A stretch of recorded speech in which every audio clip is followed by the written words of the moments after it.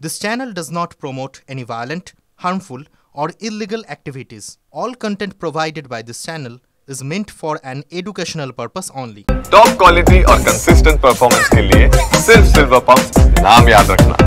দেখুন ২১শে জুলাইয়ের বিভিন্ন ছবি তো আমরা দেখাচ্ছি, তার পাশাপাশি একবার ঘাটালের দিকেও নজর রাখতেই হবে, কারণ টানা বৃষ্টিতে প্লাবিত ঘাটাল। বন্যার জল পেরিয়ে নৌকা ও ডিঙি চড়ে ২১শে জুলাই ধর্মতলার পথে তৃণমূল কর্মীরা বন্যার জলে ডুবে রয়েছে। ঘাটাল পুরসভার একাধিক ওয়ার্ড, গ্রাম পঞ্চায়েত এলাকা, বাড়ি থেকে নৌকা ও ডিঙি চড়ে ঘাটালের আরগোড়া এলাকা থেকে বাসে করে ধর্মতলার উদ্দেশ্যে রওনা তৃণমূল কর্মীদের। আমরা দলের একনিষ্ঠ কর্মী, বান বন্যাকে সমস্ত কিছু পেরিয়ে আমরা নৌকা, কেউ কেউ কোনো কোনো কর্মী ডিঙিতে, আমরা প্রত্যেকে ২১শে জুলাইয়ের উদ্দেশ্যে রওনা দিচ্ছি ঘাটাল থেকে মমতা বন্দ্যোপাধ্যায় জনসভায়। ২১শে জুলাই ধর্মতলা মমতা ব্যানার্জির বক্তব্য শোনার জন্য যাচ্ছি। আমরা ডিঙি করে ডোঙা পেরিয়ে সকাল দিকে এসেছি, আমরা ধর্মতলার উদ্দেশ্যে রওনা দিচ্ছি। কতটা জল এখনো ঘাটালে? আমার ঘরের সামনে অনেক জল, একসাথে উপরে জল, আমরা ডিঙি করে আসছি।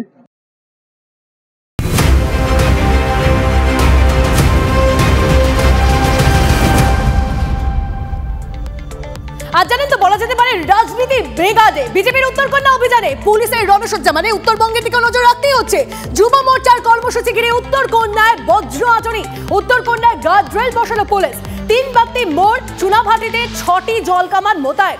সভা নিরাপত্তার দায়িত্বে ১৫০০ পুলিশ কর্মী। সভায় থাকছে ভিডিওগ্রাফি, ড্রোনে নজরদারি ব্যবস্থা।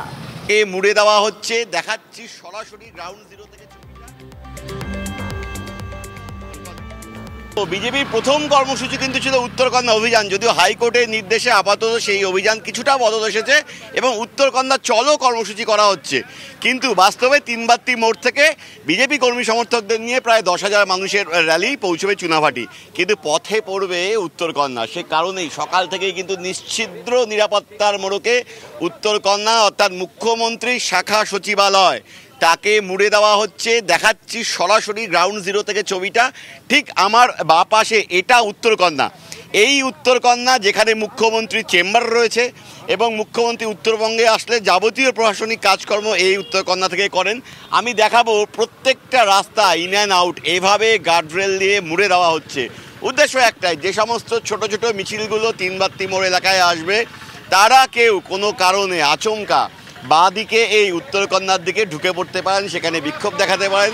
সেই আশঙ্কার জায়গা থেকেই কিন্তু এভাবে গোটা রাস্তাগুলোকে মুড়ে দেওয়া হচ্ছে। অর্থাৎ রাজনীতির পারদ ততটাই চড়ছে, বেলা বাড়ার সঙ্গে সঙ্গে ধীরে ধীরে এই রাজনৈতিক উন্মাদনা এবং রাজনীতির পারদটা কিন্তু চড়ছে।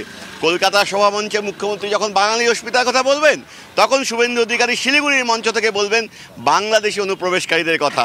এভাবে দুই রাজনৈতিক দলের শীর্ষ নেতৃত্বরা কার্যত দলের কর্মীদেরকে দিশা দেখাবেন ২০২৬-এর লড়াই কার্যত আজকের এই হাই ভোল্টেজ সোমবার থেকে কিন্তু শুরু হয়ে গেল।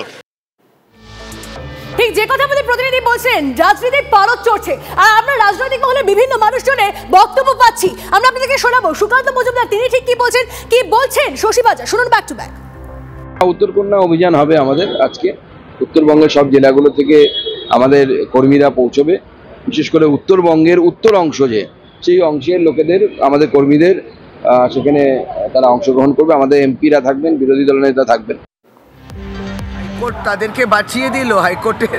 হাইকোর্ট চাইছে যে সুশৃঙ্খলভাবে হোক, কারণ হাইকোর্টও, আমরাও পশ্চিমবাংলার মানুষও দেখেছে, ভারতীয় জনতা পার্টি যখন বলেছেন আন্দোলন, সেই আন্দোলনটা হিংস্র হয়েছে।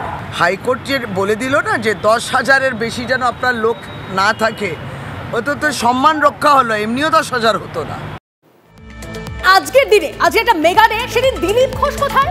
খড়গপুরে পৃথক কর্মসূচি দিলীপ ঘোষের। হ্যাঁ, ঠিকই শুনছেন, পৃথক কর্মসূচি দিলীপ ঘোষের। তৃণমূলের জমানায় বিজেপি ২৫০ নেতা কর্মী খুনের অভিযোগ। তৃণমূলের শহীদ দিবসের পাল্টা খড়গপুরে শহীদ দিবস পালন দিলীপের। সকালে পুজো দিলেন কনক দুর্গা মন্দিরে। তৃণমূলের কোনো বলিদান নেই, শুধু লোক মুখে শহীদের কথা বলে হিংসার রাজনীতি। শাসক দলকে তোপ দিলীপের।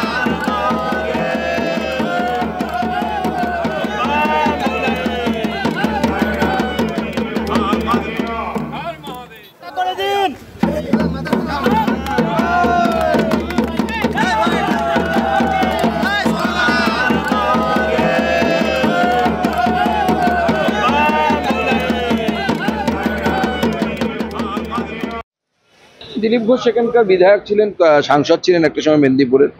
তিনি যে প্রোগ্রাম করছে সেটা পার্টির অর্থাৎ জেলা প্রেসিডেন্টের উপস্থিতিতে হবে। পার্টির জেলা প্রেসিডেন্ট থাকলে পরে অবশ্যই সেটা পার্টির প্রোগ্রাম, সেই পার্টির প্রোগ্রাম অংশগ্রহণ করছে।